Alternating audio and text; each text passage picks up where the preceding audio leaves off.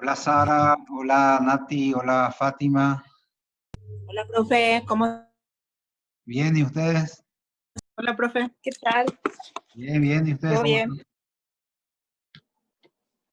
Ahí se conecta también Fernando. Bueno, qué rápido pasó la hora y al fin y al cabo mi reunión se suspendió, pero bueno, no importa. Eh, Buenas tardes, ¿Qué tal Fernando? ¿cómo estás? Súper, súper, ahí se conecta Liz, Vanessa también. Tengo que... Bueno.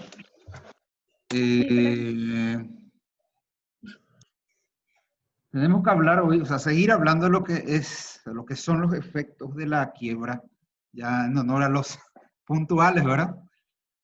Así no perdemos tiempo.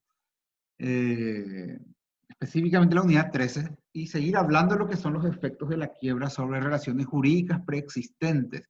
Son tres unidades referentes a los efectos jurídicos de la quiebra sobre relaciones preexistentes. Uno habíamos hecho hace 15 días, el otro mediante el video, y esta es la tercera parte.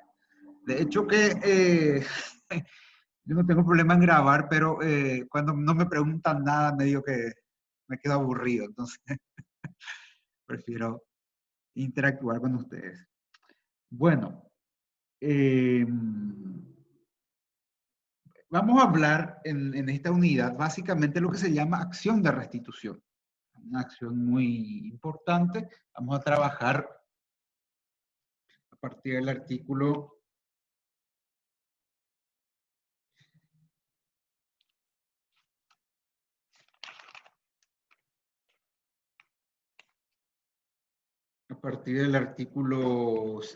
114 de la ley de quiebras vamos a trabajarlo.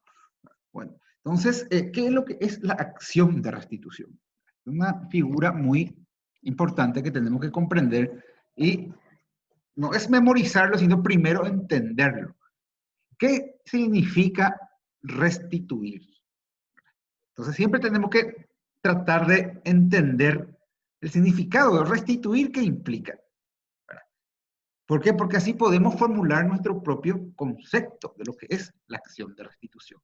Entonces, cuando hablamos de acción, necesariamente hablamos de una herramienta jurídica, ¿verdad? Ustedes ya hablaron bastante sobre lo que es el derecho de acción. Entonces, el derecho de acción sirve ¿para qué? Para reclamar una cosa que se encuentra en poder del deudor fallido. Ojo, se encuentra en poder del deudor fallido. Y el que reclama o el que acciona no necesita o no es necesario de que tenga la propiedad de la cosa. Puede tener a título de depósito, a título de comodato, ¿verdad? Que son contratos que habrán tocado así a grandes rasgos, por lo menos en derecho comercial. Entonces no hace falta que el que reclama tenga, o sea, el dueño de la cosa. A eso quiero llegar. Entonces, la acción de restitución, repito, es una forma de que el que tiene derecho a una cosa reclama. ¿Por qué reclama? Porque esa cosa está en el poder del deudor fallido. ¿Y por qué reclama? Porque lo que se quiere lograr con la acción de restitución es separar esos bienes de la masa. Acuérdense que todo el patrimonio del deudor fallido, señores, lo primero que ocurre es el desapoderamiento después de la quiebra. Entonces, ¿qué hace el síndico? Administra todos los bienes, hace inventario. ¿Por qué? Porque luego esos bienes se tienen que rematar para pagar a los acreedores. Entonces, yo que tengo derecho sobre un bien que tiene el deudor fallido, ¿qué hago? Restituyo. Quiero que se saque de la masa. A eso se refiere la cuestión de la acción de restitución, separar los bienes de la masa del fallido.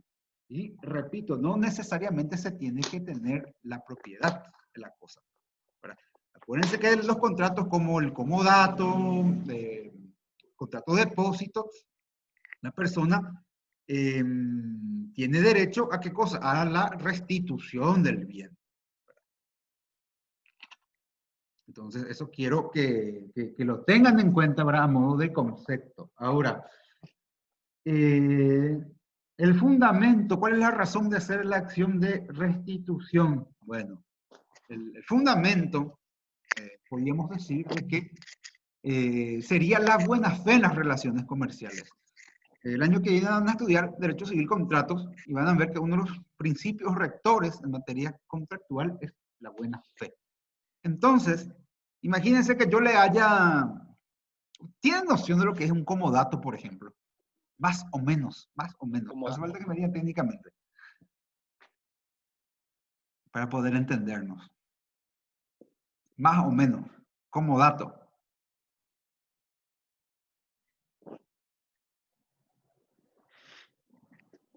Hablen, no tengan vergüenza. Hola, buenas tardes, profesor. ¿Qué tal? Hola, ¿Cómo le Fernando. va? Súper, súper, súper. Yo, profe, a mi parecer, como dato, por ejemplo, yo tengo experiencia en eso. Cuando yo retiro un teléfono, algo así de... Yo retiré un teléfono de la compañía Tigo, ¿verdad? Excelente. Y firmé un contrato, ¿verdad? De 18 cuotas, la cual dice, está el cláusula penal y está ahí, me dijo, usted ha retirado un teléfono como dato, cuando pague todo ahí se va a dar baja y el aparato prácticamente ya es tuyo ahí. Exactamente. Teóricamente te regalan ellos, ¿verdad? Sí, supuestamente por el plan que yo tengo. Porque Claro, yo claro. quiero PIN y la época BlackBerry. Entonces, yo entré ahí en eso y prácticamente me regala, yo estoy pagando por internet. Pero resulta ser que ahí me di cuenta, entendí también la cláusula penal después que yo estudié derecho, entendí qué significaba eso. Y eso es mi parecer, eso es lo que yo entiendo. Sí, sí, sí. Las compañías telefónicas aplican bastante el contrato de comodato, no tan así como lo manejamos conceptualmente, pero lo aplican. El comodato, ustedes saben que es una figura proveniente del derecho romano. El comodato, saliendo un poquito para que puedan entender cómo funciona la acción de restitución. El comodato es un préstamo de uso. Mediante la figura del comodato, lo que nos hace el propietario, nos entrega algo suyo para que nosotros podamos usar. El código civil es gratuito. Pues no te contaron, ¿verdad, Fernando? ¿Verdad? Jamás, bro. ¿Verdad? En realidad ellos te prestan, en realidad el teléfono es gratuito, pero ellos te enchufan el plan, ¿verdad? Entonces está bien maquillado lo que es lo que hacen las compañías telefónicas. Bueno, pero van a estudiarlo, eso en contratos 2 creo que se estudia. Bueno, pero para que tengan noción cómo funciona el comodato es un préstamo de uso. Yo puedo hacer un contrato con Fernando donde él me presta, por ejemplo, su vehículo. Préstamo de uso es el comodato. Entonces, ¿qué ocurre si el comodante, el nombre técnico, el comodante es el titular, le entrega algo al comodatario y el comodatario es declarado en quiebra? ¿Qué va a querer el comodante? Recuperar. ¿Por qué? Porque el Código Civil dice que el comodato es un préstamo de uso por un lapso de tiempo. Cuando termina ese lapso de tiempo, que se llama plazo, entonces, ¿qué tiene que hacer el comodatario? Devolver la cosa. Por eso le dije a Fernando que no se aplica así tan así como dice el Código Civil, porque ellos maquillan, pero para que tengan en cuenta lo que es un comodato, ¿verdad? Esto no es para falencias, pero para que tengan en cuenta. Entonces, el comodatario que tiene derecho a recuperar su bien que él prestó para que se use, justo el comodatario cae en falencia, declarado en quiebra. Entonces, el comodatario tiene acción de restitución, por ejemplo. Para un ejemplo de los tantos que hay nomás le pongo. Entonces, el fundamento de la acción de restitución es esa buena fe que existe en las relaciones comerciales. Así sintetizando un poco, para no ser tan teóricos, ¿verdad? Ahora, ¿cuál es la diferencia con la reivindicación? Esto estudiaron en reales. Cuéntenme ustedes qué es lo que es la reivindicación.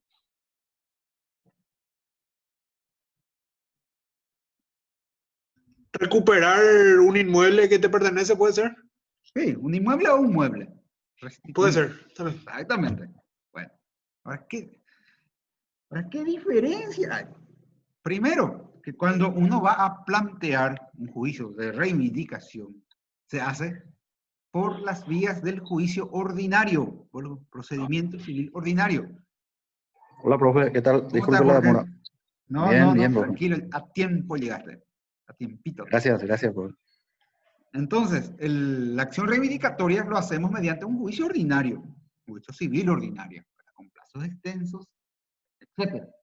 Sin embargo, esta acción de restitución, del cual estamos hablando, es un incidente. ¿Hablaron ya de incidente en derecho procesal general? Conceptualmente hablando o no.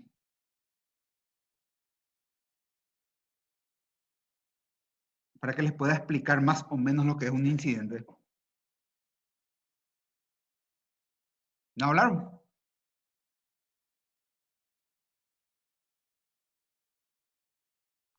Miro la cara de usted y algunos parece que dicen que sí, y otros que no, y otros no me acuerdo.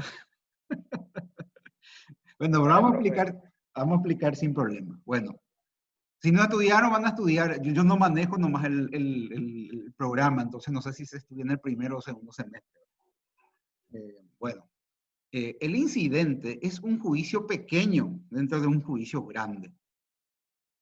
Es una cuestión accesoria que tiene relación con el juicio principal. ¿Por qué yo le estoy hablando del incidente? Porque la acción de restitución es un incidente, es decir, es un pequeño... Profe, Sí, te escucho. puede ser en el caso, por ejemplo, que en un juicio se resuelva el tema de la regulación de honorarios de un abogado. La regulación de honorarios es un incidente, ¿verdad? Uno de los Exactamente. tantos que hay, exactamente. ¿Por qué? Porque es un pequeño juicio, algo accesorio que tiene relación con el juicio principal. Es un mini juicio el incidente, donde uno Se tiene que resuelve a plantear través de AI, ¿verdad, profe? a través de un AI. Exactamente. Fácil, fácil. Parece que solamente Fernando asistió a la clase de procesal, ¿eh? Bueno, pero está bien, ¿verdad? Entonces, así como dice el compañero Fernando, dio un ejemplo de lo que puede ser un incidente, ¿verdad? Entonces, ¿qué ocurre con el incidente? Un juicio pequeño, un juicio más corto. Y la acción de restitución se hace vía incidente. Todavía nosotros no vamos a hablar de los incidentes, pero para que tengan en cuenta, está en el artículo 189, el inciso 5 de la ley de quiebras. El 189 nos dice qué es lo que se tramite vía incidente. Y la acción de restitución entonces se hace vía incidente. Un pequeño juicio dentro del juicio grande. Y otra diferencia con la restitución, que la acción, con la reivindicación, perdón, que la acción reivindicatoria o la reivindicación propiamente dicho se puede ejercer contra cualquier persona. Sin embargo, la acción de restitución solamente en contra del deudor fallido.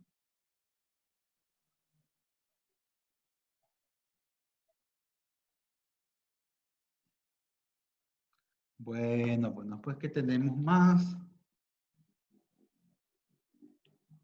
Regla general nos pide el programa. Bueno. ¿Cuál es la regla general en materia de acción de restitución? Ahora empezamos a analizar lo que es la ley de quiebra, ¿verdad? Como le dije, a partir del artículo 114. A partir del artículo 114. ¿Qué dice o qué trata de explicarnos el artículo 114? Todos aquellos bienes que no hayan sido transferidos pueden ser objeto de restitución. 114 está la regla. Es decir, cuando un bien ya fue transferido al fallido, en principio ya no puede ser objeto de restitución. A lo mejor buscamos la forma de plantear una indemnización, pero ya por regla no procede la acción de restitución. ¿Por qué? Porque la acción de restitución en principio es para recuperar el propio bien. No es para cobrar su equivalente. En principio, después vamos a ver las excepciones. Entonces, repito, ¿cuál es la regla para que proceda la acción de restitución? Es que esos bienes no hayan sido transferidos al fallido.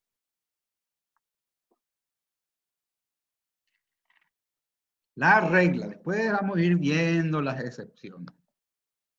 Vamos a aprender primero la regla.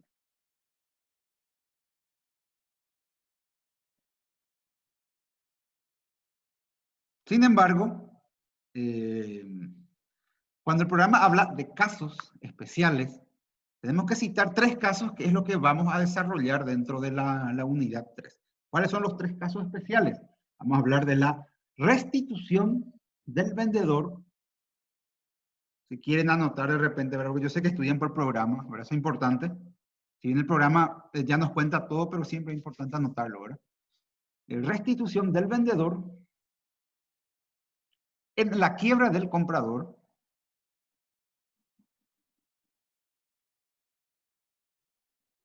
Dos, era restitución del vendedor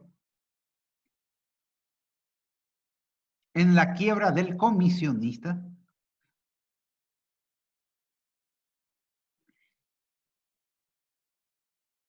Y 3, restitución de papeles de comercio. De estas 3 cosas es lo que vamos a hablar nosotros, que están desde el punto 2 hasta el punto 3.1 del programa. Entonces, para seguir así taxativamente el programa dice casos especiales. Son los 3 casos del cual vamos a Ahora, siguiendo el programa, restitución del vendedor en la quiebra del comercio, que es un título grande, y el subtítulo dice, requisitos, pago del precio en papeles de comercio. Bueno. Acá lo que planteamos, la posibilidad es de que el vendedor no haya cobrado por lo que vendió. Para tener una idea, porque le voy a ser sincero, esta es la unidad más argel y más difícil de la materia. El resto ya es más fácil, ¿verdad? ¿Se acuerdan que le dije que hay 3, 4 unidades argeles? Bueno, esta es la más argel. Entonces, vamos a tomarle cariño a esta unidad, ¿verdad? No, va a ver que no es tan difícil, sino que interpretar la ley de quiebra cuesta, ¿verdad? Entonces, ustedes son los elegidos, ¿verdad? Que menos mal se conectaron y van a poder tener en sus apuntes. Bueno, entonces para que tengan una idea de qué es lo que vamos a hablar aquí, bueno, vamos planteando la posibilidad de que una persona, un vendedor, no cobró por su producto. Entonces, para poder ubicarnos y poder entender.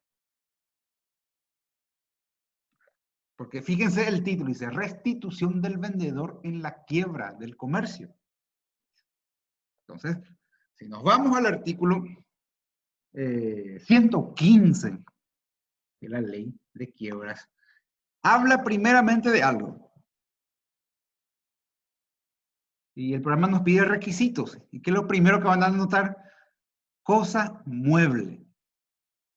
Cosa mueble. Lógico, ¿verdad? No se puede restituir un inmueble, ¿verdad? Entonces, primero, si se vendieron cosas muebles. Si se vendieron cosas muebles. Y el vendedor no cobró. Ya sea en forma total. O de repente cobró y no cobró todo. Se hizo un pago parcial y no se hizo. Lo tenemos que tener en cuenta.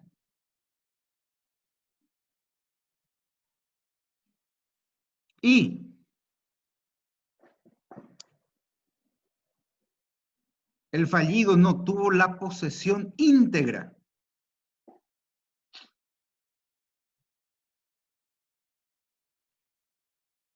Entonces, en ese caso, el vendedor puede reclamar, pueden poner la devolución de la cosa, ¿verdad? Para no utilizar el mismo término restitución. Entonces, para poder ubicarnos, ¿qué es lo que hace el vendedor? Su comprador cayó en estado de falencia y él no cobró. Entonces, ¿qué es lo que él quiere? Recuperar ese bien para volver a vender.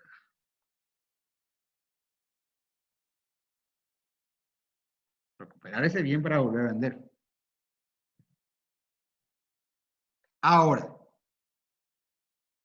Lógicamente, ¿en qué casos no va a proceder eso? Cuando se hizo el pago íntegro, por lógica, ¿verdad? O también puede ser de que el fallido le haya pagado con algún título de crédito.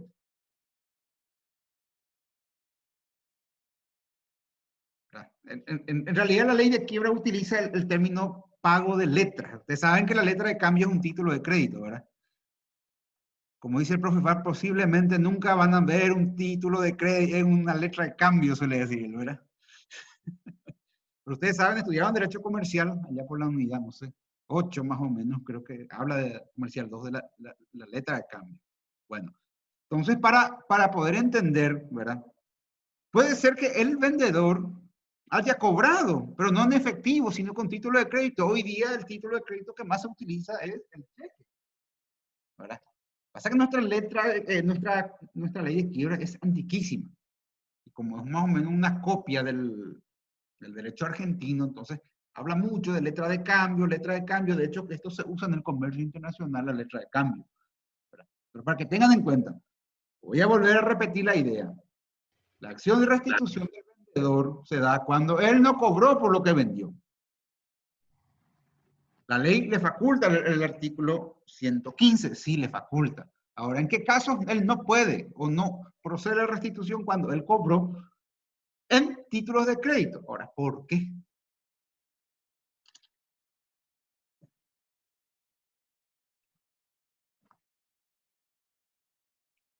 Porque él lo que tiene que hacer es, si no quiere entrar en el juicio de quiebras, tiene que esperar y ejecutar esos títulos de crédito. Los títulos de crédito tienen algo que se llama ejecutividad.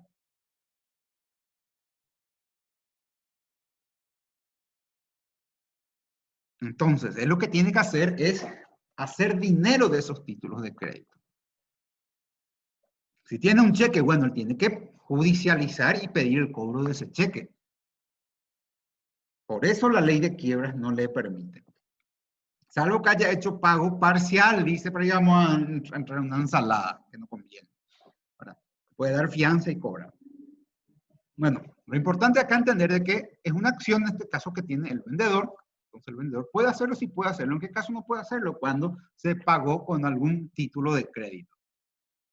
Para no entrar en letra de cambio, habla ahí de papel negociable, etcétera. Pongan nomás título de crédito. Eso no olvidar de los problemas. ¿Está bien? ¿Están manteniendo? Pregunten que por favor, yo voy a volver a repetir sin ningún problema. De que no entienden.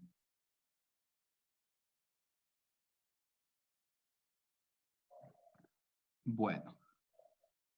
Venta de mercaderías en tránsito a terceros de buena fe.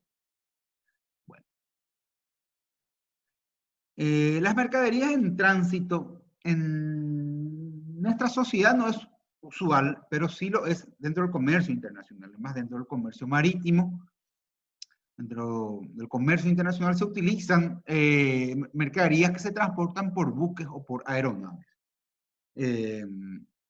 Entonces, existe en el código marítimo, existe algo que se llama, por ejemplo, póliza de fletamento.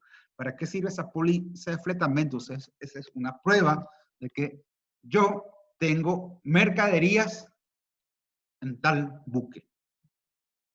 Y aparte de ser una prueba de que yo tengo una mercadería, eso es un título de crédito. Es más o menos similar a lo que ustedes han estudiado como certificado de depósito y warrant en derecho comercial. Han hablado del certificado de depósito y warrant en derecho comercial 1. Ustedes se van, depositan algo en los almacenes generales y le da un certificado de depósito. Ese era un título de crédito, no sé si se acuerdan. Sí, Fernando parece que... Fernando lo único que se acuerda, ¿verdad? Sí, profe. En los hilos, Exactamente, en los hilos. Bueno, lo mismo ocurre con las mercaderías que se traen en buques de aeronave. ¿Verdad? En derecho marítimo se llama contrato de fletamento, creo que en derecho aeronáutico es carta de porte, si no estoy equivocado. Bueno, Lo importante es saber qué son títulos de crédito. ¿Por qué le estoy hablando de esto? Porque el programa nos dice venta de mercaderías en tránsito a terceros de buena fe. Entonces, ¿qué ocurre? Yo puedo comprar insumos chinos, ¿verdad? Y antes que llegue, yo ya vendo de otra vez, ¿verdad? Me va a llegar aquí a 10 días y yo ya vendí otra vez. ¿Por qué? Porque tengo un documento que me avala que yo ya compré, que soy propietario, ¿verdad? ¿Se puede hacer eso? Sí, se puede hacer. ¿Por qué estamos hablando de esto? Porque si ustedes se fijan en el 116 de la ley de quiebra, cuando ocurre el fenómeno de mercaderías en el tránsito, dice, no procede la acción de restitución. ¿Por qué? Porque se ampara, siempre se le cuida al tercero de buena fe. Si yo fallido no entré en posesión de mi mercadería y ya vendí ya otra vez, entonces no me pueden reclamar. Primero porque yo no tengo y otro porque yo ya vendí.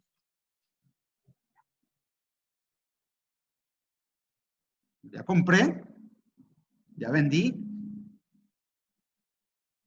Por lo menos firmé, a lo mejor no pagué todo por lo que compré, ¿verdad? No pagué todo así como hizo el Estado paraguayo, ¿verdad? Una parte no me pagó por los insumos chinos. Profesor, Sí, quiero ver si entendí nomás. sí, Hugo. La mercadería que está trayendo del exterior, le vendió a un tercero. Entonces, el vendedor cayó en quiebra, ¿verdad? Sí. El que vendió cayó en quiebra. Vamos a hacer tres sujetos. Porque tenemos dos vendedores. Tenemos el primer vendedor, que puede ser vos, me vendés a mí, pero yo soy el que voy a caer en quiebra. Pero antes de que me llegue lo que yo ya te compré y te pagué por lo menos un poquito, yo ya le vendí a Fernando. Yo no entré en posesión de lo que vos me vendiste. Ni toqué ni miré la mercadería. Ya le vendí a Fernando. Ahora entendí. Claro, se dan tres sujetos. Claro, se dan tres sujetos. Yo compro, no entro en posesión de la mercadería, vendo y caigo en falencia. Entonces vos no podés accionar o no podés utilizar la acción de restitución en contra de la masa de mis bienes. ¿Por qué? Porque yo ni toqué la mercadería. Y Fernando, un comprador de buena fe, ¿dónde lo va a saber el problema que yo tengo, el problema patrimonial que yo tengo? Fernando va a recibir su mercadería entonces. Sí, creo Claro que sí, que sí. ¿verdad? Depende, Tercero de hay buena dólar. fe. Claro. Entonces, es toda una Profe, cuestión. una pregunta, bro. Sí, Normalmente en el centro lo ahora trabaja así, profe. ¿en serio? ¿Sabes por qué? De Miami compra, sí, yo participé muchas veces en la compra, por ejemplo, Ujú. de iPhone, teléfono y eso.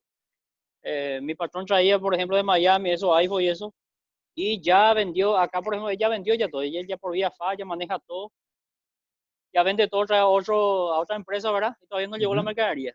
Y Puede una vez ser, sí que, sí, sí. sí, una vez cayó la mercadería, se perdió, no sé qué pasó, ¿verdad? Y ahí le reclamó el tercero ahí, no sé cómo llegaron a acuerdo, no sé si le dieron crédito, Claro. pero hasta ahí Al- lo que yo sé más o menos. claro, en el comercio internacional es algo absolutamente normal, solo que no sabemos si ellos se documentan, ¿verdad?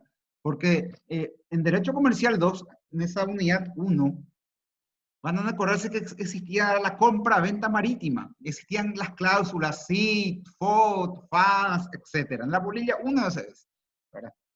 Bueno, entonces, esto es usual.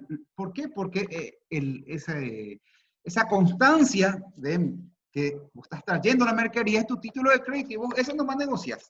Mira, acá yo estoy trayendo mercadería, por tanto, ¿querés comprar? Toma.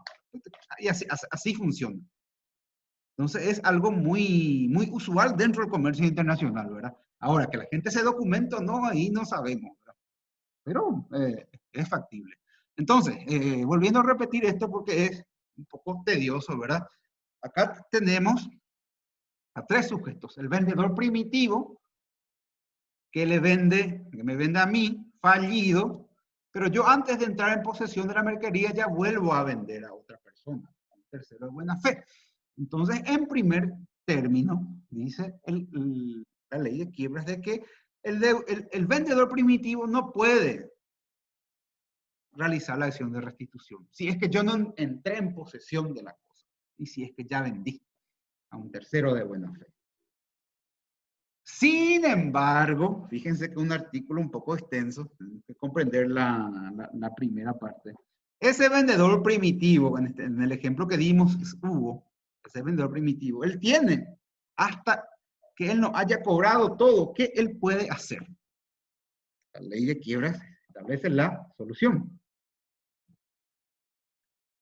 Vamos a suponer de que yo no le pagué a Hugo y Fernando tampoco me pagó.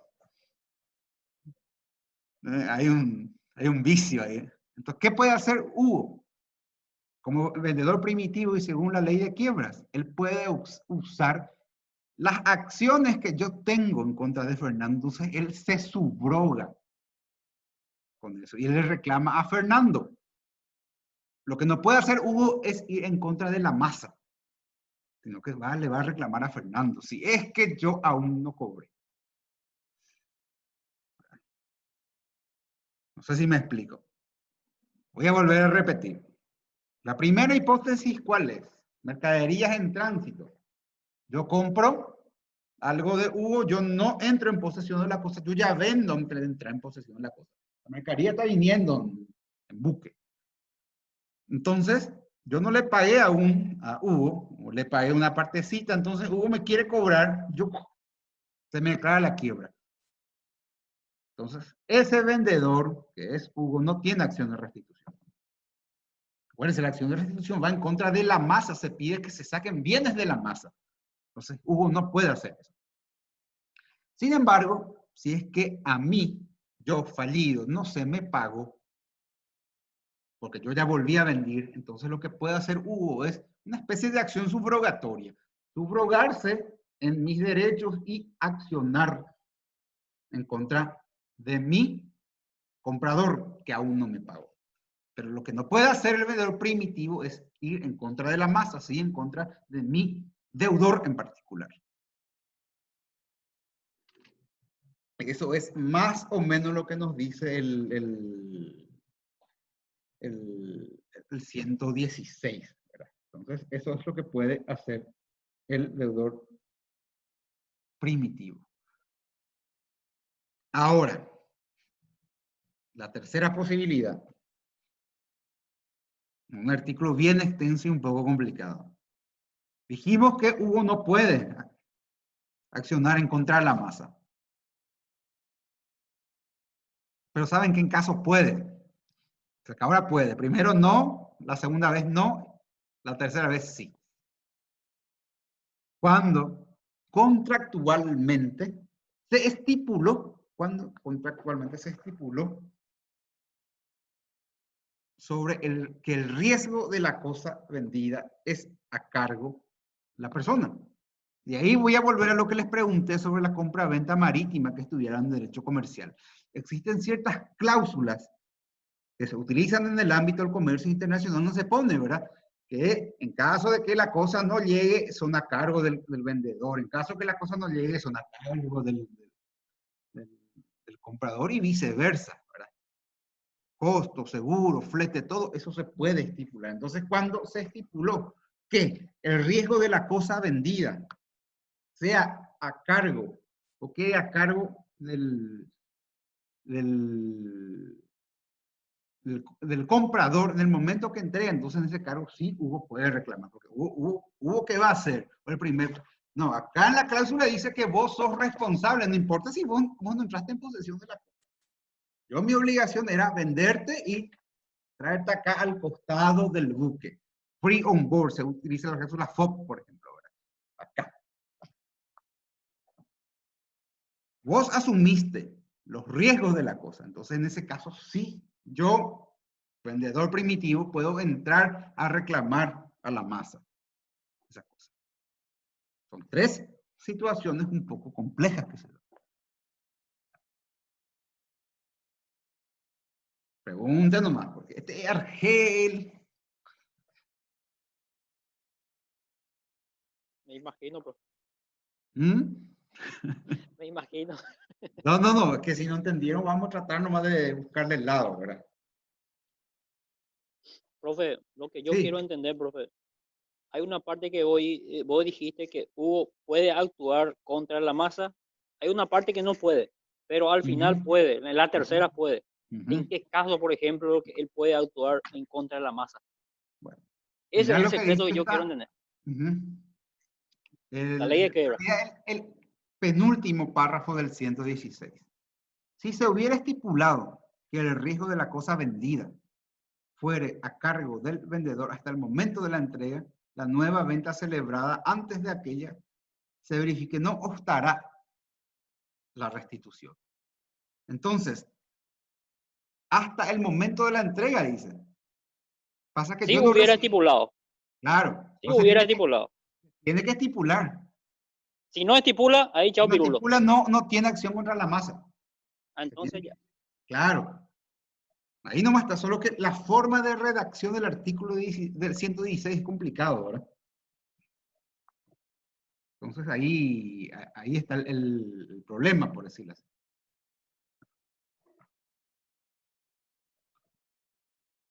Bueno. Y lo mismo ocurre con los bienes dados en prenda, ¿verdad? Ustedes saben que la prenda es un derecho real de garantía y si el fallido da en prenda, entonces eso está en el 117, lo que le estoy diciendo, ¿verdad? Se puede aplicar la acción de restitución, pero se tiene que pagar. Acuérdense que la prenda es un crédito privilegiado, entonces se tiene que pagar primero. No se pagan ahí por restitución. El acreedor prendario tiene un derecho, esto van a estudiar en obligaciones, que se llama derecho de retención. Derecho de retención.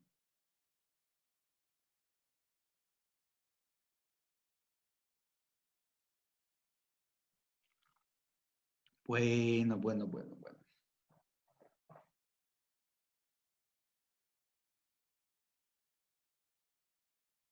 Devolución del precio y pago de gastos, facultad del síndico.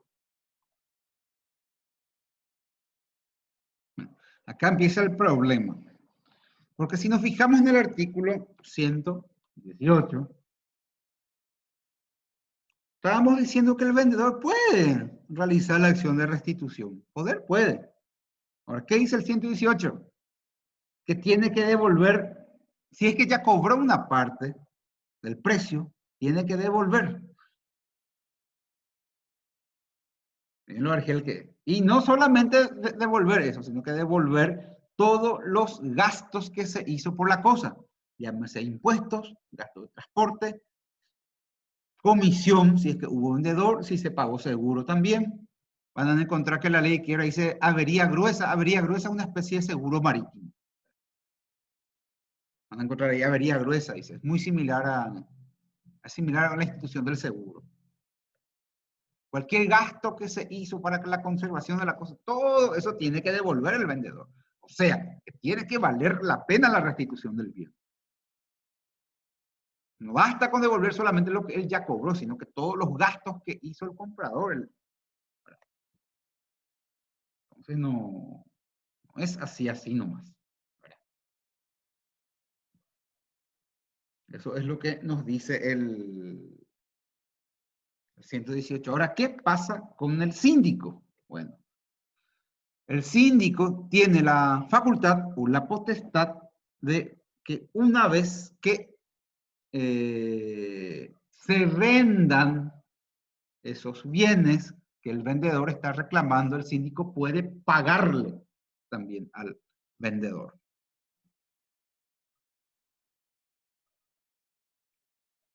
A lo mejor ya se tienen que vender esos bienes que el vendedor está reclamando vía acción de restitución.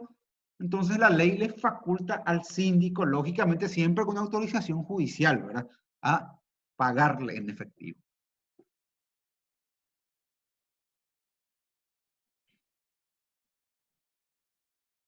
también se puede hacer.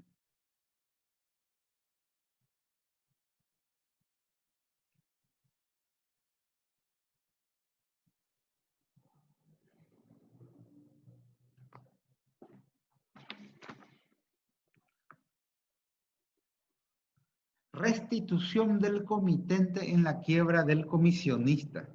¿Contrato de comisión no estudiaron? Cuéntenme un poco. ¿Qué es lo que es el contrato de comisión? ¿Cómo funciona el contrato de comisión?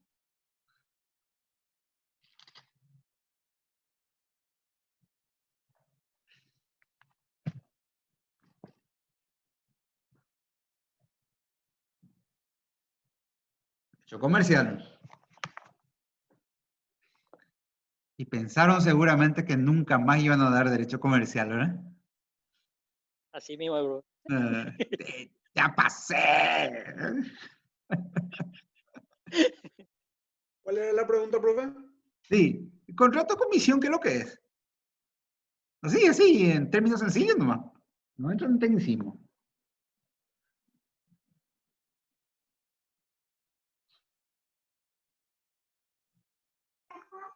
Profe, me imagino que sería para dividirse las ganancias entre los comerciantes o algo así. Repartirse o distribuirse proporcionalmente. Un contrato. Sí.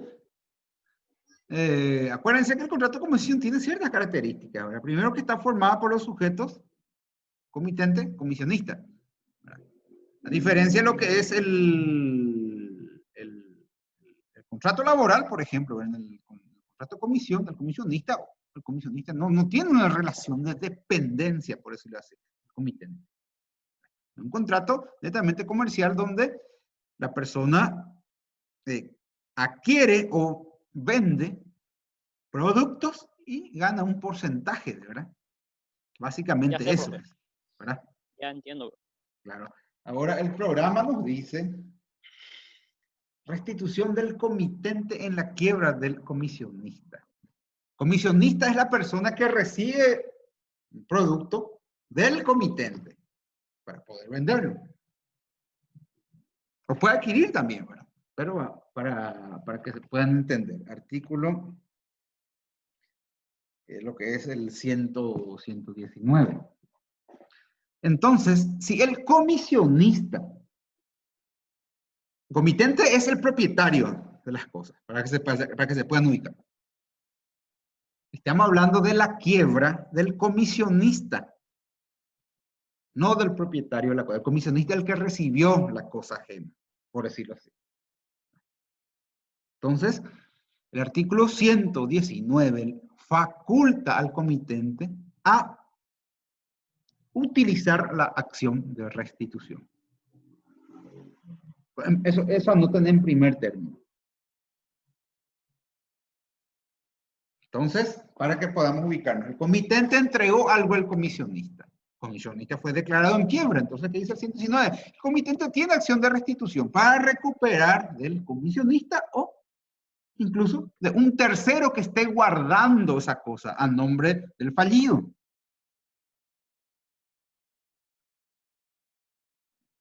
Ahora, ¿cuál es el problema que también va a incurrir el comisionista? Y esto por sentido común. Si yo le entregué algo acá a Sara para que me venda, le voy a pagar una comisión si me vende este celular, y ella cayó en falencia, yo puedo pedir vía acciones de restitución de vuelta al celular.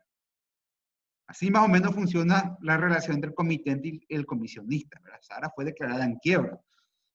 Entonces, eso me faculta el 119. Ahora, ¿qué me exige también el 119? Que yo tengo que hacerme cargo de todos los gastos en que incurrió Sara. Llámese impuestos, llámese comisión, seguro, etc. Lo mismo que dijimos anteriormente con respecto al vendedor, ¿verdad? Entonces, eso mismo se aplica, porque fíjense en el 119 dice, serán aplicables las disposiciones del artículo 117, dice. Entonces, se aplica también esa cuestión. El comitente puede recuperar, ¿por qué? Porque él es el dueño, él es el titular de la cosa. Entonces él puede recuperar del comisionista fallido, no hay ningún problema. Solo que tiene que también pagar los gastos de la cosa. Incluso puede ser que el comisionista ya haya vendido la cosa y haya recibido un pago parcial por el celular. Entonces, vamos a pensar, le vendió a Nati. Entonces, ¿qué yo puedo hacer? Recuperar de Nati, pero tengo que devolverle a Nati lo que pagó en forma parcial por ese celular. Entonces, eso es lo que faculta el 119.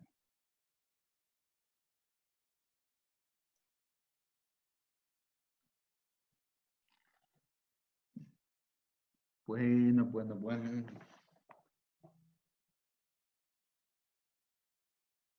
Restitución del precio.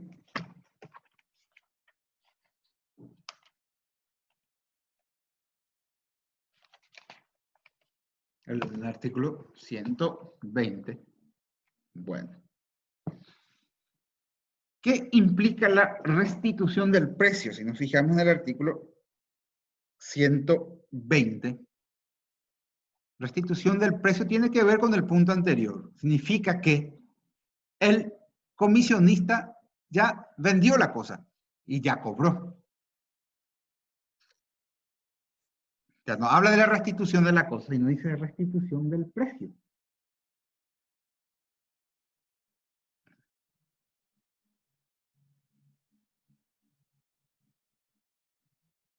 Entonces la cosa ya fue entregada al tercero, el tercero ya pagó por él. Entonces, ¿qué es lo que hace el comitente? El comitente quiere, como no puede recuperar la cosa porque ya existió una venta a un tercero de buena fe, no importa que haya sido de mala fe, pero ya se vendió. Lo que no hizo el comisionista fue pagarle al comitente por su producto. Entonces, por sentido común, entonces, el artículo 120 le faculta al comitente a pedir la restitución del precio de la cosa, en caso que se haya pagado. Entonces, el artículo anterior implica la restitución del bien y el artículo 120 implica la restitución del precio de la cosa, en caso de que se haya pagado. No digo vendido porque a veces se vende pero no se paga.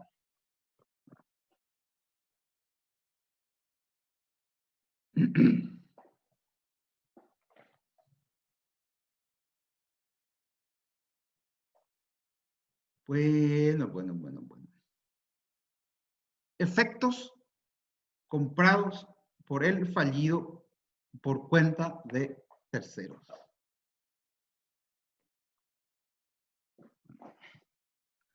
Acá se complica un poco porque vamos a tener otra vez 3 personas. Eso está en el 121.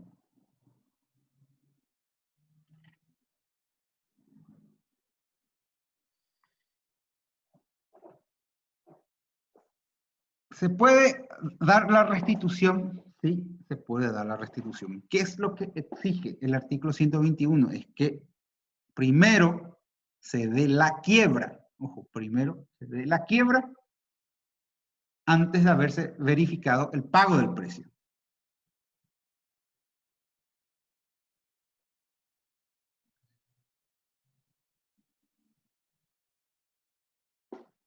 Repito, según el artículo 121, se puede dar la restitución, ¿de qué forma? Cuando primero se dio la quiebra antes de que se haya hecho el pago del precio. Pero fíjense cómo se titula el programa. Efectos comprados por el fallido por cuenta de tercero. Le había dicho recién que el contrato de comisión no solamente implica vender algo ajeno, sino que también se le puede comprar algo. Entonces, vamos a hacer otra vez 3 sujetos. Comitente, una persona; comisionista, otra persona. El comisionista va a ser el fallido. ¿Qué pasa si el fallido compró algo de otra persona? Para otra persona. Para entender esto, vamos a los ejemplos, después volvemos a lo teórico. Bueno. ahí le veo a Vanessa. Bueno, yo fui contratado por Vanessa para comprar algo de Andrea. 3 personas siempre. Vanessa va a ser la comitente, mi comitente. Yo soy el comisionista. Yo voy a comprar algo de Andrea para Vanessa. No sé nomás qué, ¿verdad? Pero voy a comprar algo. Sí, yo soy comisionista, ¿verdad? Yo por encargo actúo, ¿verdad? Sin embargo, en ese lapso de tiempo yo caigo en falencia. Yo soy el fallido, se me declara la quiebra.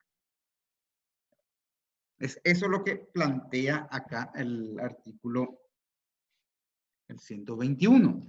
Entonces, ¿qué puede hacer Vanessa? ¿Qué puede hacer Vanessa? Puede accionar en contra, perdón, Andrea puede accionar en contra de Vanessa, porque es Vanessa la comitente. Yo soy fallido, pero yo no compré a mi nombre. Yo compré a nombre de Vanessa. Entonces Andrea quiere cobrar por lo que me vendió. Yo soy fallido, ¿no? No importa. Yo no compré a mi nombre. Entonces, ¿qué tiene que...? Entonces Andrea tiene acción contra Vanessa. Es muy complicado nomás la forma de redacción, como le digo. Habla del comitente fallido, comisionista, vendedor. Ahí tenemos que tener en cuenta. Un comitente, un tercero. Comitente, el que otorga el mandato, por decirlo, para algo. El comisionista, que va a adquirir, como dice el programa, efectos. El que va a comprar efectos. Y dice, por cuenta de un tercero. ¿Quién es el tercero? El comitente, en este caso va a ser Vanessa.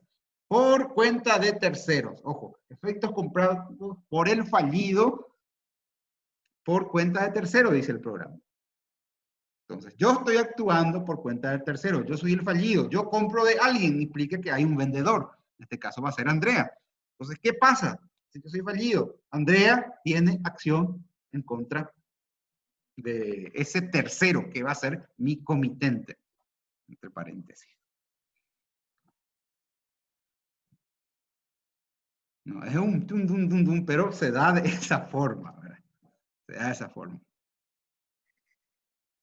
Bateco, Hugo. ¿Eh? ¿Cómo? No entendí, bro. Nos vamos a explicar otra vez. Hugo, ¿qué tal?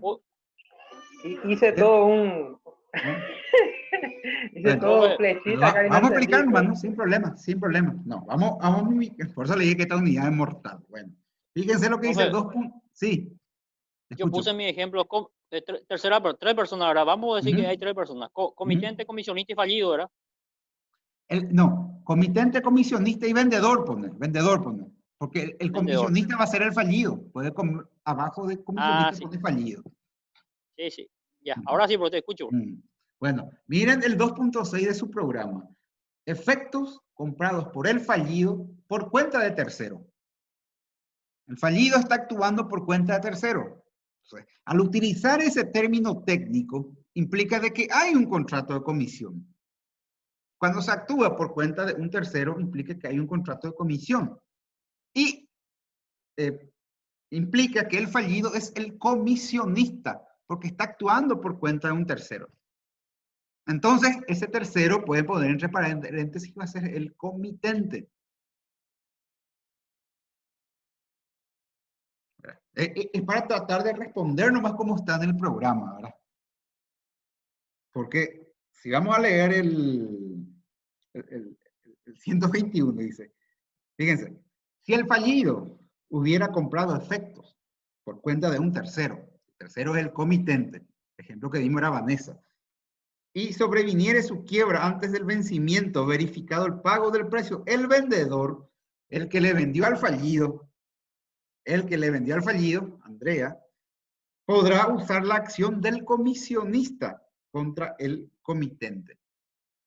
Entonces, directamente el vendedor actúa en contra del comitente. Yo le hice en forma más simplificada nomás. Ahí dice, hasta la suma concurrente que se adeudare, dice, ¿verdad? Entonces, 3 sujetos. Voy a volver a dar el mismo ejemplo. Vanessa me contrata para comprar X. Yo compro esa X mercadería de Andrea. Yo no le pagué todo a Andrea, es declarada mi quiebra. Andrea quiere cobrar. Entonces la pregunta es, ¿me va a cobrar a mí o le va a cobrar a Vanessa? Yo actué por cuenta de Vanessa. Ella me dio el dinero. Es más, claro, los bienes fueron entregados a Vanessa encima. Claro, entonces no, entonces Andrea no debe de accionar en mi contra, sino en contra de Vanessa. Porque yo estoy actuando. Profe, sí. ¿Tendría una relación con lo que llamamos corredor? O sea, te digo en el sentido de su función, por así decirlo. Pasa que son sinónimos, no, o sea, son semejantes. Ahora, ¿dónde está la diferencia con el corredor? Que el corredor no concluye el negocio, pero el comisionista sí. Porque el comisionista recibe una orden, anda y comprame esto. Te voy a dar tanto, negocia vos en el precio. Te va el comisionista. Entonces yo recibo una orden, entonces yo me fui a negociar con Andrea. En el tire y afloje, bueno, fijamos un monto y ya está. Sin embargo, si yo soy corredor, yo no puedo hacer eso. Yo lo que tengo que hacer es, bueno, ¿sabes qué? Andrea tiene el producto que vos querés y te ofrece a tanto. ¿Qué tal, pico, si marcan una reunión y deciden ustedes? Ahí yo voy a actuar como corredor. No voy a cerrar el negocio. ¿Verdad? O sea, es casi la misma cosa con la diferencia que como comisionista yo estoy habilitado a cerrar el negocio. Pero muy buena pregunta. Es importante diferenciar. ¿Me diste una idea? Se puede preguntar en el examen, ¿verdad? A Fernando que anota todo, ¿no? De repente se olvidó anotar esta parte. Escribí. Fernando, ¿quedó claro esta parte ahora? Preguntándome que vamos a volver otra vez a explicar. ¿Seguro? Sí, profe, entendemos. Sí, profe, Juan, hay que tú mañana negociar, profe. Bien ahí, bien ahí. Bueno. Y la última parte tenemos restitución de las letras de cambio y otros papeles de comercio. ¿Qué era la letra de cambio?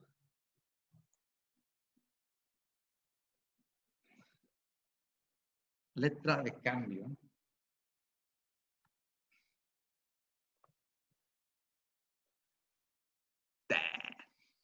Letra de cambio. Es un crédito. Sí, título de crédito. Sí, título de crédito. Bueno, entonces lo que se plantea acá, la posibilidad en el 122 de la ley, es que lo que se pide es la restitución de ese título de crédito o de otros papeles de comercio. No se pide la mercadería ni el monto de dinero, sino que del título de crédito. Entonces, dice la ley de quiebra de que si esos títulos de crédito, esa letra de cambio, se encuentran en poder del fallido o de un tercero, se puede pedir, se puede usar la acción de restitución.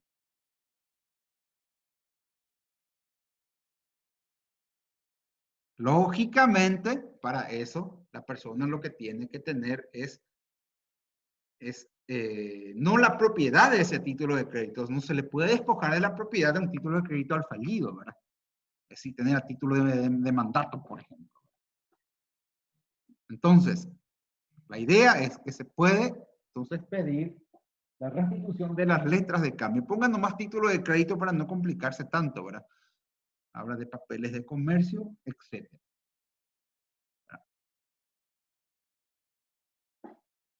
Bueno, ahora soy todo oído respecto a esta unidad. Así como le dije, esta es la unidad más argel de la materia. Después los otros más, ya.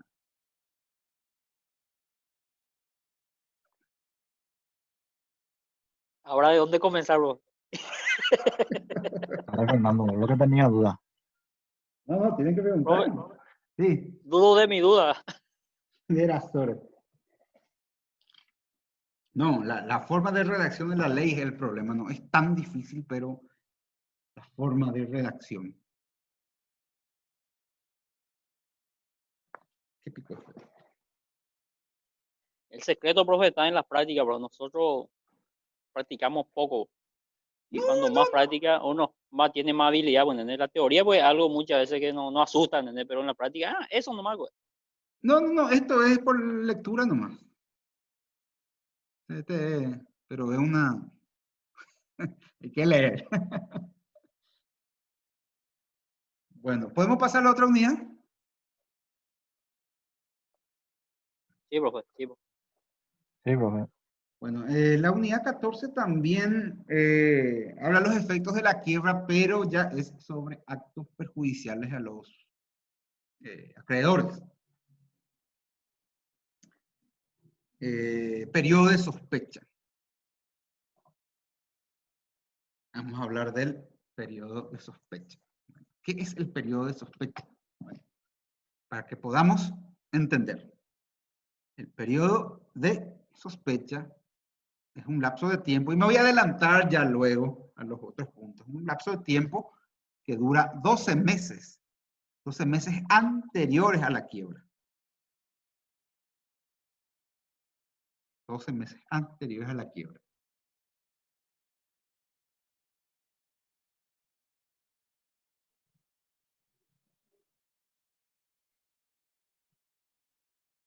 Y se puede poner que ello implica que los actos realizados por el deudor dentro de ese lapso de tiempo pueden ser revocados. Imagínense. Pueden ser revocados por considerarse que son perjudiciales a los intereses de la masa. Voy a repetir, ¿qué es el periodo de sospecha? Es un lapso de tiempo, entre paréntesis, 12 meses, en que los actos realizados por el deudor, 12 meses antes de la declaración de quiebra. Entonces, es un lapso de tiempo, 12 meses antes de la declaración de quiebra, en donde que los actos realizados por el deudor dentro de ese lapso de tiempo de 12 meses hasta el día de la quiebra pueden ser revocados o dejados sin efecto, como quieran poner, por considerarse perjudicial a los acreedores. ¿Habrán estudiado algo en el segundo curso? Derechos y actos jurídicos. Acción pauliana o acción revocatoria. El derecho romano también. ¿Te acuerdas, Andrea? Más o menos. ¿Se acuerdan? Cuéntenme un poco. Ejemplo, profe, por ejemplo, yo te debo a vos, profe. Entiendo más o menos, profe, pero no sé cómo explicarlo. No, y así, más o menos. Más o menos nomás. Y la acción pauliana era la que, a ver, espera que no sé cómo decir, profe. La que se llevaba a cabo cuando el deudor realizaba el fraude pauliano, ¿verdad? Creo. ¿Cómo el deudor hacía fraude? El fraude pauliano era cuando el deudor demostraba su insolvencia porque pasaba todos sus bienes o regalaba o pasaba a nombre de otras personas para poder demostrar su insolvencia. Excelente, excelente. Y bueno, algo similar ocurre en el periodo de sospecha. Eso para que tengan una idea. No, ¿cómo le dije? Ahora no es un examen técnico y no es hecho y otro, ¿qué es tal cosa? ¿Verdad? Es entenderlo. No tienen que tener miedo si no se acuerdan así exactamente como aprendieron, ¿verdad? Porque primero quiero que entiendan, ¿verdad? Entonces, en el periodo de sospecha ocurre algo similar. Esos 12 meses antes de la declaración de quiebra se consideran periodo de sospecha. Entonces, para adelantarme un poquito a la unidad, para que tengan una idea de lo que es la unidad. Entonces, si el deudor realizó algún acto en ese lapso de tiempo, por ejemplo, transfiriendo sus bienes, se revoca, se deja sin efecto. Entonces, para que tengan una idea de qué es lo que vamos a hablar. ¿Verdad? Entonces, mediante esta figura del periodo de sospecha, lo que ocurre es que van a acordarse que el primer, saliendo un poquito, van a acordarse de que el primer efecto de la quiebra que estudiamos, ¿cuál era? El desapoderamiento, ¿se acuerdan? Unidad, a ver qué unidad, Unidad 10, ¿verdad? Sí, unidad 10. Efecto referente al patrimonio, desapoderamiento. ¿Se acuerdan? Bueno, ¿qué ocurre? El desapoderamiento recién se puede dar después de la declaración de quiebra, señores. Sin embargo, el periodo de sospecha es una cuestión muy peculiar. ¿Por qué? Porque es como si fuera que el deudor fue declarado antes ya en quiebra.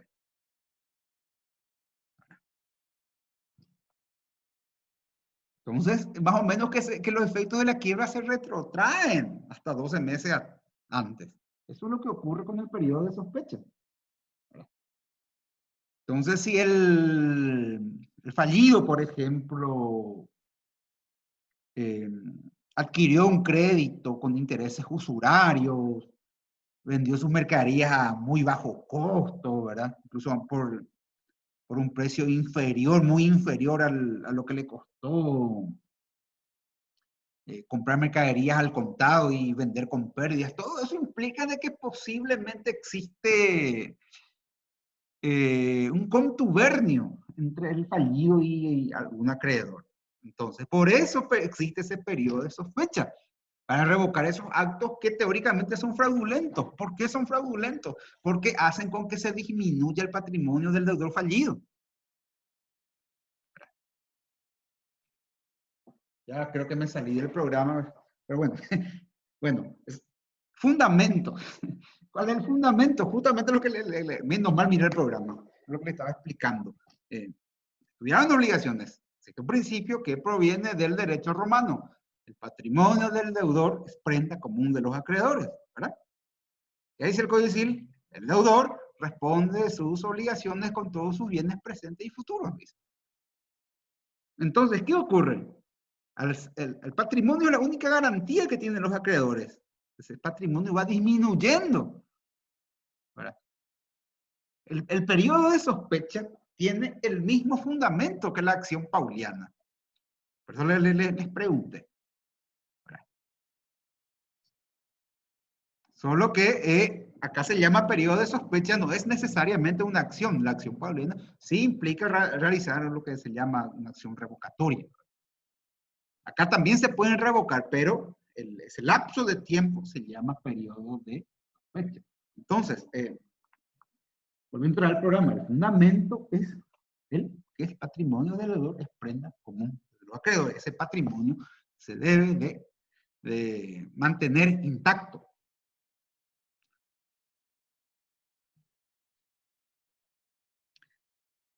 El objetivo que persigue, bueno, salvaguardar los derechos de los acreedores, pueden poner, ¿verdad? Las personas que han contratado de buena fe con el fallido. ¿Verdad? Y, lógicamente, ¿qué es lo que se obtiene con este periodo de sospecha? Si el fallido realizó algunos actos, entre comillas, sospechosos, entonces se revocan esos actos y se reintegran a la masa esos bienes que salieron del patrimonio. Para ese estilo. Bastante interesante. Este ya da más gusto que la unidad anterior, ¿verdad? Sí, profe, sí. Fácil. Bueno. Fundamentos pide 2 veces, había sido. Bueno. Esta es una cuestión teórica. Dice, cómputo del término según la doctrina materialista y amplia. Saquen nomás. Del 1.5, 1.5.1, 1.5.2 y 1.6. ¿Verdad? Se le iba a explicar rápidamente, pero saquen nomás, ¿verdad? Para que no pierdan tanto tiempo. Esto habíamos, creo que en la unidad 1 o 2.1, creo que habíamos hablado de estas teorías. Bueno, la teoría materialista, la teoría que dice que una cesación de pago ya implica estado de insolvencia, y así la teoría amplia habla de que el estado de insolvencia se tiene que demostrar por diversos hechos. Por eso le digo, estos pueden, del 1.5 hasta el 1.6 pueden obviar del programa. Bueno, ahora sí nos vamos a lo que es el periodo de sospecha. Actos posteriores a la declaración de quiebra, la regla general, a partir del artículo 124 de la ley de quiebra. ¿Y cuál es la regla? Lo que ya habíamos hablado por sentido común. Que los actos jurídicos celebrados por el fallido después de haberse declarado en quiebra, actos referentes a sus bienes, son ineficaces. ¿Por qué? Porque él ya no considera, ya ocurre lo que es el desapoderamiento de los bienes. Entonces, cualquier acto que él realice después de haberse declarado su quiebra, actos patrimoniales hablando, entonces, son ineficaces, no tienen efecto jurídico. Eso es lo que nos dice el 124, ¿verdad? Y por sentido común.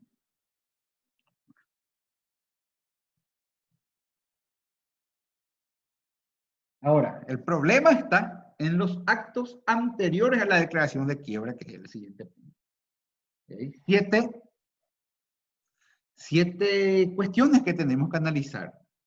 Entonces, con los actos posteriores a la declaración de quiebra no hay problema. El 124 es categórico. Todos los actos de disposición patrimonial que realice el deudor después de la declaración de quiebra son ineficaces, no sirven.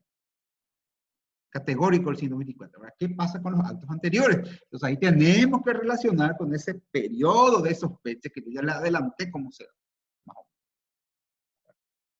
¿Qué pasa con los actos anteriores? Bueno, actos ineficaces nos dice el 3.1. Bueno, entonces, si tenemos en cuenta el 125 de la ley de quiebras, entonces tenemos que tener en cuenta ese lapso de tiempo de 12 meses que yo me adelanté y les dije en el concepto. El plazo de 12 meses está en el 125. Entonces existe ese lapso de tiempo de 12 meses antes de la declaración de quiebra. ¿Qué actos se consideran ineficaces? Está en la ley de quiebra. Actos a título gratuito. Lógicamente, hay excepciones dentro de los actos a título gratuito, ¿verdad? La propia ley de quiebra dice, excepto regalos de costumbre, actos ejecutados en ejercicio de deber moral. Imagínense, por ejemplo, ¿verdad? Llega el día del padre, el día de la madre, o un cumpleaños X, entonces siempre implica un despojo, una parte del patrimonio de una persona. Bueno, esos actos no son revocables. No son revocables. Pero cualquier otro acto a título gratuito, como una donación, por ejemplo, es revocable. Es un acto a título gratuito. Pagar una obligación, después dice, pagar una obligación no vencida antes de la declaración de quiebra, también es revocable. Imagínense que acá implica pagar una deuda antes de su vencimiento, ¿verdad? ¿Quién hace eso? Entonces, lo va a hacer Fernando, ¿está bien? ¿Está bien? No, el que puede, puede, el que puede, puede. Entonces, si nos fijamos en la ley de quiebra, entonces, realizar pagos de deudas que aún no han vencido, también. Pero una parte nomás, profe. Una parte nomás. De 9-1, profe. No, es difícil, es muy difícil. Entonces, esos son actos ineficaces, artículo 125. Después están actos revocables y actos entre parientes. Bueno, siempre teniendo en cuenta el lapso de 12 meses,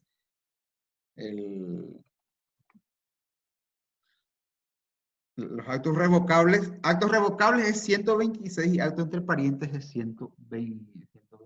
Entonces, teniendo en cuenta el lapso de 12 meses, primero vamos a hablar de los actos revocables. ¿Verdad? También son revocables actos a título oneroso, no solamente a título gratuito. Cuando el fallido realizó una prestación desproporcionada. Ahora bien, no le pregunto. ¿Cuál es la diferencia entre un acto a título oneroso y a título gratuito? Pues yo le estoy hablando y como no me preguntaron, ¿verdad? Es importante saber. Si es que alguien sabe. Sí. Oneroso es cuando se cobra y Gratuito es cuando no se cobra. Sí, sí. Ahora, ¿qué tenemos que tener en cuenta? El acto a título oneroso se da cuando ambas partes tienen derechos y obligaciones recíprocas. Compra-venta, por ejemplo.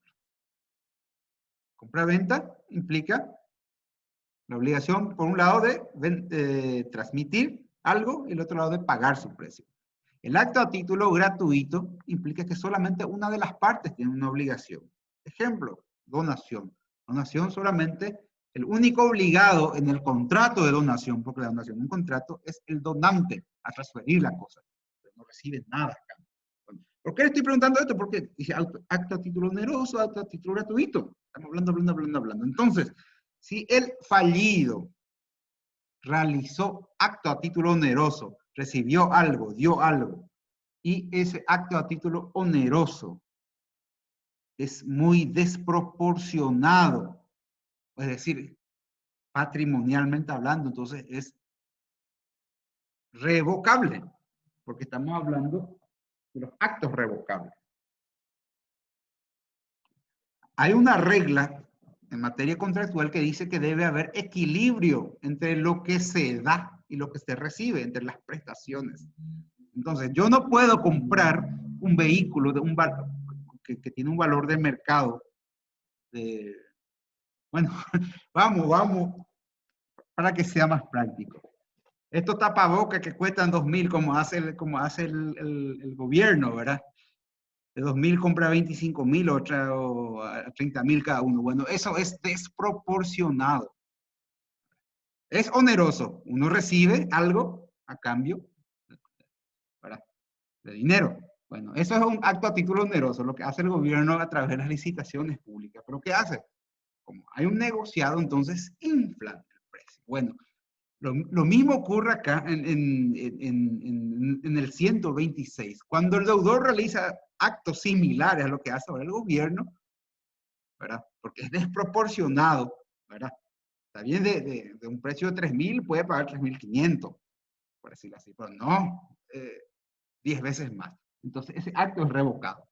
Revocable, en realidad. ¿Verdad? Revocable. Para que tengan en cuenta el 126. O sea que la sobrefacturación se puede revocar entonces. Depende, ¿cómo se dé? Acá se puede revocar, ¿por qué? Porque la ley de quiebra te habilita. En materia de licitación pública es causal de nulidad. Y también en materia de derecho privado, derecho civil, el artículo 672, creo que es 672 o 673, habla de la teoría de la lesión. Habrán estudiado lesión en hechos y actos jurídicos. Si una de las partes obtiene una ventaja desproporcionada, bla, bla, bla, aprovechándose la necesidad, ligereza, inexperiencia de la otra. Entonces, en eso se puede, sí, revocar la sobrefacturación, dependiendo del ámbito que se dé y la forma en que enfoque. Entonces, si acá hay una sobrefacturación por parte del fallido, ¿entonces se puede revocar? Sí, se puede revocar. ¿Por qué esto estamos explicando? Porque no solamente los actos a título gratuito se pueden revocar, sino también onerosos. Y también dice el 126 que se pueden revocar incluso los actos de constitución de garantías reales, como constitución de hipotecas, por ejemplo. ¿Por qué? Porque viola el derecho de igualdad que tienen los acreedores de cobrar. Bueno, eso es con respecto a los actos revocables. Acto entre parientes. ¿Ah, qué pena? Así que es más jodido. El judicial, vea, profe. Eso está en el 127. Solo que el 127 da otro plazo. Hablamos de 12 meses, 12 meses, 12 meses a un año, ¿verdad? En el 127 encontramos un plazo de 6 meses. ¿Verdad? Entonces, si dentro del plazo de 6 meses, antes de haberse declarado en quiebra, el deudor realizó actos con sus parientes Y dice en línea recta o afines hasta el segundo grado, o con su cónyuge o con los parientes de su cónyuge también en línea recta, consanguíneos, entonces son revocables esos actos. Salvo que se demuestre que el deudor era solvente. Lo que acá se quiere evitar con el 127 es que el fallido, 6 meses antes de haberse declarado en quiebra, ella empiece a traspasar sus bienes, generalmente a nombre de sus parientes. Eso es lo que se quiere evitar con el 127.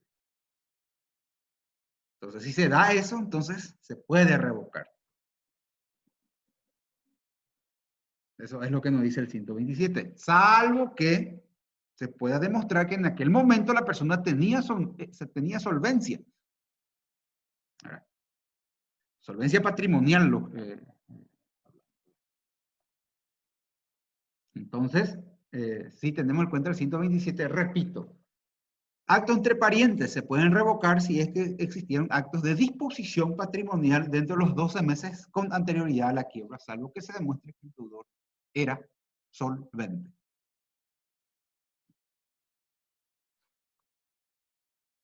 ¿Qué efectos tiene la revocación? Efectos de la revocación nos pide por ahora. Nos fijamos en el 128. Bueno, el efecto que tiene la revocación es que cuando se da la revocación se tienen que restituir a la masa todos esos bienes que fueron transmitidos. ¿Por qué? Porque acá se anuló una transferencia, se impugnó un acto de disposición. Entonces se tiene que reincorporar a la masa esos bienes.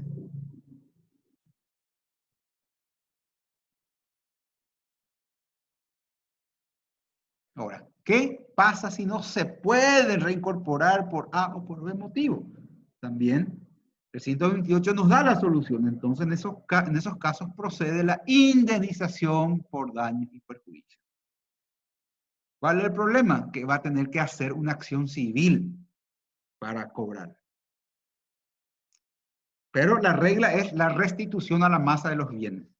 Si no es posible, entonces, subsidiariamente, se puede demandar por indemnización, ¿verdad? Por los daños y perjuicios ocasionados.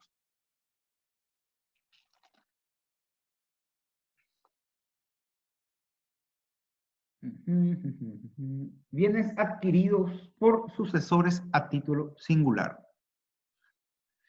Bueno, derecho civil, sucesiones, sé que todavía no dieron.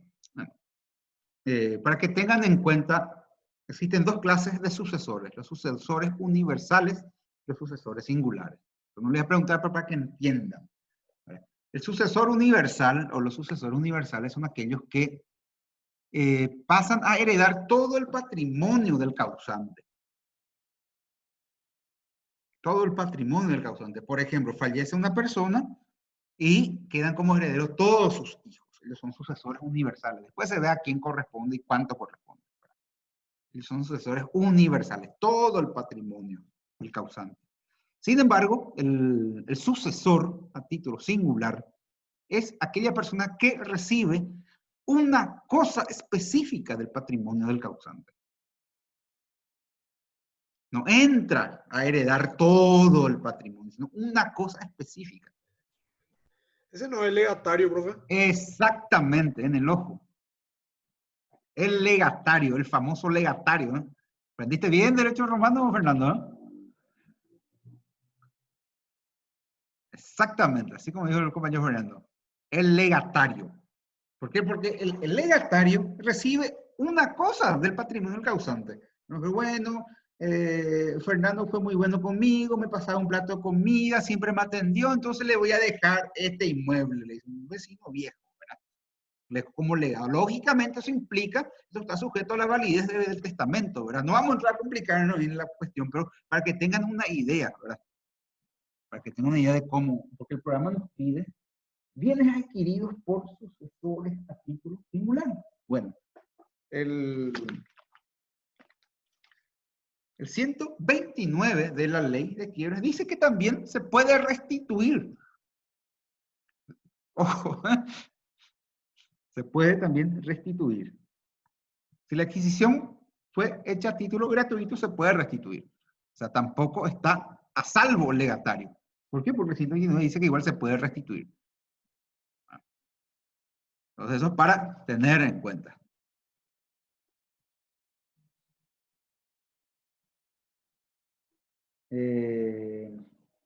Acción concursal de revocación. Bueno, eso es, lógicamente, 131.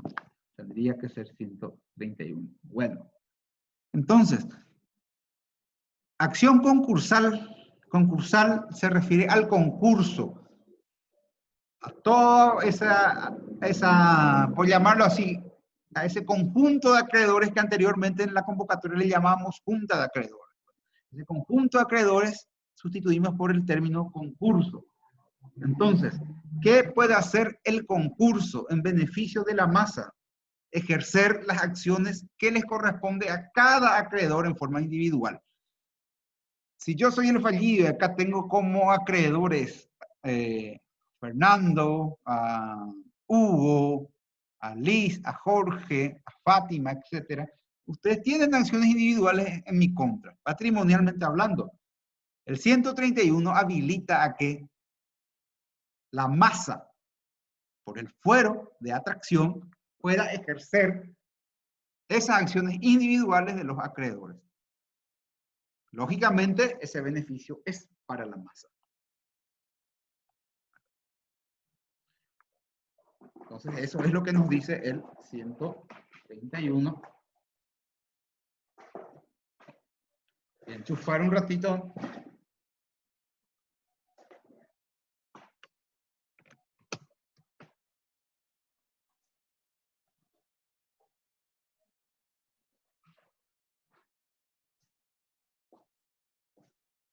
Bueno. Ah, ya estamos por terminar, lo decía. Es rápido, chicos. Y por último, como se dice, en la cola está el veneno. Bienes del cónyuge fallido. Bienes del cónyuge fallido. ¿Qué problema? Artículo 132 de la ley de quiebras. Bienes del cónyuge fallido. Bueno, si leemos el 132, vamos a ver que habla de la figura del comerciante. Y fíjense cómo hasta en este artículo se hace esa diferencia si el deudor es comerciante o no. ¿Qué pasa si el comerciante es el fallido? ¿Qué problema? ¿Qué pasa con los bienes del cónyuge o de la cónyuge, dependiendo? Bueno, si nos fijamos en el 132, dice que los bienes adquiridos por el cónyuge del comerciante fallido, ¿verdad? En caso de que exista esa declaración de quiebra, se responde con bienes del cónyuge fallido, o mejor dicho, con los bienes adquiridos en los 5 años anteriores a la declaración de quiebra. Entonces, para la ley de quiebras, esto es Argel, yo no estoy de acuerdo porque le tengo que enseñar a usted lo que dice la ley. Vamos a tocar algo. Bueno. La ley de quiebras, en este artículo, hace una presunción de que el comerciante puso sus bienes a nombre de su cónyuge. Entonces dice la ley de quiebra de que si el comerciante cayó en quiebra, mejor dicho, fue declarado en quiebra, los bienes que adquirió su cónyuge durante los últimos 5 años se consideran que eran del fallido, para que el fallido tenga responsabilidad patrimonial. Eso es lo que nos dice el 132, le dije, ¿verdad? 132. Eso es lo que nos dice la ley de quiebras. Profe. Sí. ¿Y qué pasa en el caso de que sea una sociedad? Porque si es una sociedad, el capital es el monto con el que responde a todas sus deudas. Cuando es sociedad no hay problema porque es persona jurídica. Ahí no hay problema. Entonces, patrimonio, salvo sociedad de responsabilidad ilimitada, ¿verdad? Ahí ya es otra cosa. Pero en principio no hay problema. Si es insuficiente, es insuficiente. Por eso existe ese periodo de liquidación de la persona jurídica. Ahora, ojo con lo que dice el 132 porque es grave. Es grave. Imagínense ustedes que de repente ejercen el comercio y que, ¿verdad? La pareja de ustedes, casados o casadas, se le tenga que despojar de sus bienes todo lo que adquirió durante los 5 últimos años. ¿Por qué? Porque el 132 dice que por más que compró la pareja de ustedes, es de ustedes, si ustedes cayeron en falencia. Eso es lo que dice el 132. Si hay separación de bienes, no, ¿verdad, profe? No, ahí yo quería entrar, porque la ley de quiebra es del año 69. Lo que está hablando Fernando, está previsto la ley 1/92. Fíjense la diferencia, una ley muy posterior. Entonces, pero también el 132 que dice que el cónyuge puede oponerse. Ahora, entonces, ¿qué va a hacer el cónyuge? Tiene dos opciones. Lo que dijo Fernando, porque puede haber separación de bienes. Entonces no hay cómo responsabilizar al otro cónyuge. Porque hay separación de bienes. Por más que el cónyuge haya adquirido ayer un inmueble, si hay separación de bienes no tiene por qué pertenecer al fallido. Por un lado. Por otro lado, o sea, esa es una opción la que dijo Fernando. La otra opción es que, si no hay separación de bienes, bueno, en la ley 1/92 habla de régimen de participación diferida, pero yo nunca vi. Bueno, comunidades gananciales. ¿Qué es la comunidad gananciales? 50%, 50%. En el peor de los casos, por lo menos el cónyuge va a pelear por ese 50%. Entonces, es algo, ¿verdad? No digo que no tiene razón de hacer el 132, pero es algo muy discutible, porque el propio 132 le faculta al cónyuge a oponerse. Pero ahí se va a organizar el juicio y se va a discutir, ¿verdad? Entonces, el cónyuge que lógicamente ningún cónyuge va a estar de acuerdo, ¿verdad? Entonces tiene esas dos salidas, dependiendo del régimen patrimonial del matrimonio. Y de los tres en la práctica se utilizan dos, ¿verdad? La separación de bienes que debe estar expresamente prevista, se le debe decir al oficial de justicia, queremos contraer matrimonio con separación de bienes, o hacerlo posteriormente. De lo contrario, se presume que se aplica la comunidad ganancial, le dice la ley 1/90. Entonces, eso es lo que yo quiero que tengan en cuenta, ¿verdad? Con el artículo 132 de la ley de quiebra. Si bien hay ese lapso de tiempo, ese periodo de sospecha de 5 años, a tener en cuenta separación de bienes o en el peor de los casos comunidades gananciales. Pues no, más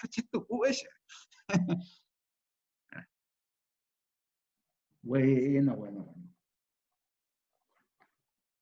Unidad 15. Sería bueno ya, profe, estudiar la derogación de la ley del año 69, esa ley, ¿verdad?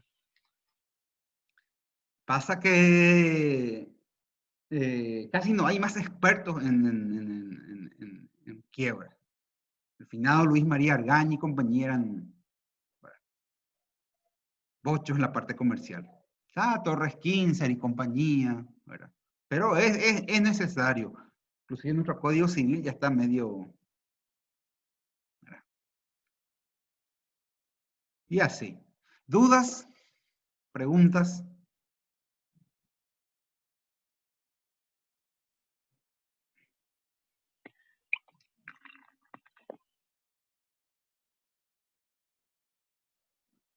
De mi parte, súper la explicación, profesor. Qué suerte, qué suerte. Por lo menos ya hicimos toda la parte más argel, ¿verdad?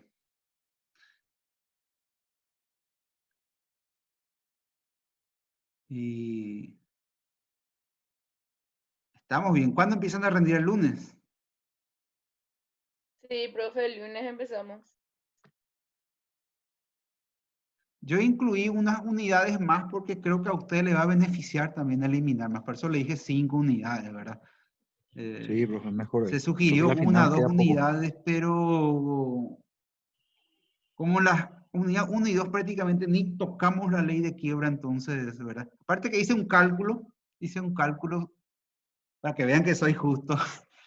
Como son, la resolución del decano decía que el examen parcial va a ser el 20% del peso, entonces saqué más o menos lo que es el 20% de la materia y daban las 5 unidades, ¿verdad? Yo creo que es lo más justo, ¿verdad? Para ustedes, y así también son menos unidades para el examen final. Y no son unidades complicadas. Entonces no hay pregunta hoy, ¿eh? Fácil. Pero de todo Súper bien explicado, profe. Qué suerte, qué suerte. Jorge, ¿ibas a decir algo? De todos modos, esperamos la comprensión de su parte en los exámenes por el tema. No, yo no. Al menos en el examen parcial, posiblemente voy a tomar por plataforma. Estoy viendo. A mí no me gustan los exámenes largos. Sí le voy a pedir que lean bien del 1 al 5, ¿verdad? No, yo no le voy a si tomo plataforma no le voy a complicar, ¿verdad? Sí le voy a poner un tiempo razonable, pero fíjense que es demasiado fácil el 1 al 5, ¿verdad? La idea es que ustedes tengan por lo menos un 4 o un 5 como proceso y que eliminen las primeras unidades. Esa es mi idea, ¿verdad? No le voy a yo complicar en el examen parcial, ¿verdad? Va a ser más o menos un regalo anticipado de Navidad. Día del padre. Muchísimas gracias, profe. Día del padre, bro. Pero, profe, que nos digan ahora regalo de Navidad para Año Nuevo también. Ahí se complica la situación. No, porque esa es mi idea, pero como siempre le digo a los alumnos, no hay que subestimar nunca ninguna materia, ¿verdad? Porque a veces no, ha sido fácil, y así no me voy a probar, es cierto. O sea, a veces suele ser un problema eso, ¿verdad? Yo sé que ustedes son un curso dedicado, tengo muy buena referencia de ustedes, ¿verdad? Entonces sigan así, por más que sea fácil las primeras unidades, no subestimen, todo lo contrario. Tráiganse las 5 unidades y pasen con 5. Eso es lo que yo quiero. Ojalá. Quiero poner nota baja. Ni comercial 2 todavía no pasamos, profe. No, pero no importa. Ese segundo semestre. Detalle, ¿verdad, profe? Profe, Sí, hace rato dije la explicación de cómo en hecho autojurídico y hace ya rendimos 4 veces en la zaina. Profe, ¿sabe qué es el tema, profe? Su letra, profe. Le dijo el profesor, ¿de dónde ella puede precolar, madre? Le dijo. Profe, ¿qué pasa, profe, si pasamos este y comercial? ¿Dónde pasamos, profe? No, en algún momento, no, el comercial es difícil. El comercial es difícil y es más extenso que falencias. Falencias es un poquito más práctico que comercial, pero son 2 materias técnicas. Profe, entonces Fer va a pasar de una porque él así tiene comercial. No, pero hoy se acordó el legatario. No, es bueno. Ya perdimos todo, ya. La base que ustedes tienen siempre le va a servir en las materias. Ustedes tienen que tener en cuenta. Y Jorge, vos tenés que pedir para rendir oral entonces. Solución, vea. Profesor, tu mano oral, decirle a Venegas. Y sí, voy a decirle eso. No, en serio, eso fue. No entiende mi letra, profe. ¿Sabe por qué? Pues, ¿te recuerdas que la otra vez yo te di una explicación del tema de la fraude pauliana, que no era esto y esto y esto? Eso incluía también. Y así le hice, pero bueno. No, pero él medio que se agarró lento luego mío porque yo le dije una cosa que no estaba bien y que yo sabía bien, entonces, inclusive por eso a lo mejor, pero tranquilo. Eso es un problema. Me da 5 años, vean, no, hay puro yo. Por su campeón, por su campeón. Ahí está, a los 10 años ya puedo pedir eso. Profe, Jorge, hace 15 años ya que está estudiando Derecho. No, es resistencia, la velocidad va a llegar. Profe, sus compañeros ya fueron jueces ya. Mira, no, pero Profesor. Sí. Profe. Te escucho. Hablando más. Pero así, no, métanle ganas, sacrifíquense. Yo sé que van a estar todos estresados estas 3 semanas, pero... Profe. Sí, dale, Hugo, te escucho. Yo ya sé ya el concepto de quiebra. Nada. ¿Quieres que te diga? Sí, un poco, vamos a escucharte un poco. Es el modo universal donde el abogado y el síndico se apoderan de los bienes del fallido.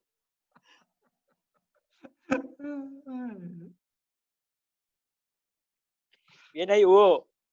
No, está bien. No, y así es, gente. Métanle muchas ganas. Son 3 semanas nomás. Después vienen los exámenes finales y fíjense que se está culminando prácticamente un semestre que ni sabíamos si íbamos a continuar o no. Miren el lado positivo, ¿verdad? Vacaciones recién tenemos después de recibirnos luego, ¿verdad? Eso es, ¿verdad? Después de recibirnos y con mucha plata. Y a veces no tener plata, por lo menos poder ya descansar, ¿verdad? ¿Verdad? Y entonces, esa es mi recomendación, ¿verdad? Échenle ganas. Como les dije, tengo muy buena referencia del curso de ustedes. Y me gustaría colocarle todas buenas calificaciones también. Entonces, tráiganse la materia y métanle duro. Gracias, profe. Gracias, profe. A vos te agradecemos muchísimo. Te hablo en plural por todos los compañeros que están y no están también asistiendo. Gracias. Por la buena comprensión. Yo quiero que todo salga bien, ¿verdad? Quiero que todo salga bien y como le digo, mi confianza siempre a ustedes. Y bueno. Muchísimas gracias, profe. Dale, a ustedes sí que. Entonces, si no hay más preguntas, levantamos la sesión. Pórtense bien. No se aglomeren tanto. Estamos todavía en cuarentena. A 10 personas se puede, profe.